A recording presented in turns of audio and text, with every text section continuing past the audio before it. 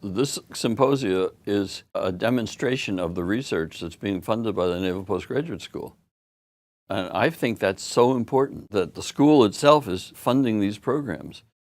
We don't have that anyplace else, that I know of at least, and I think that's so important, and I've said this publicly even. The Naval Postgraduate School's acquisition research program is so important. Acquisition is so complex that it's similar to almost medicine and law. You're trying to understand incentives for industry, you're trying to understand how the government works, you're trying to understand what's the next technology coming along, you're trying to understand where the rest of the world is going and how things are evolving. And certainly if our way of doing business involves the budgeting process, the technology process, the leadership process, all these are all compounding the complexity of acquisition. What you need to do is to be efficient and effective. Those are the most obvious things. And right now, we're not necessarily being as efficient and effective as we can be.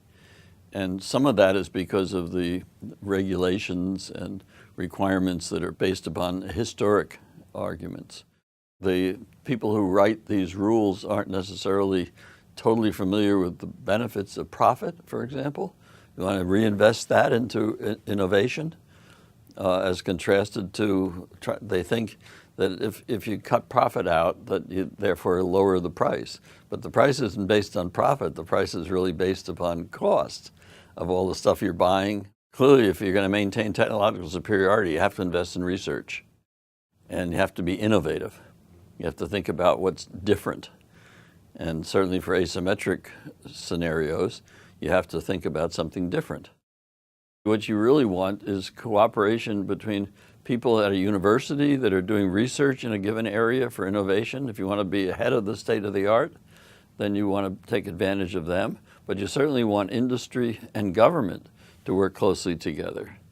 One of the challenges right now is that the world is globalized. When we go into any kind of a conflict in the future, we're going to be dependent on our allies to work with us. So we need interoperability with them. We need to be able to discuss things with them.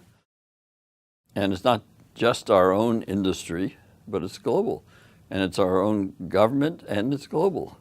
So you need to work with other countries who have, in many cases, more advanced stuff than we do. And they may be even controlling it less than we are. That's one of the problems.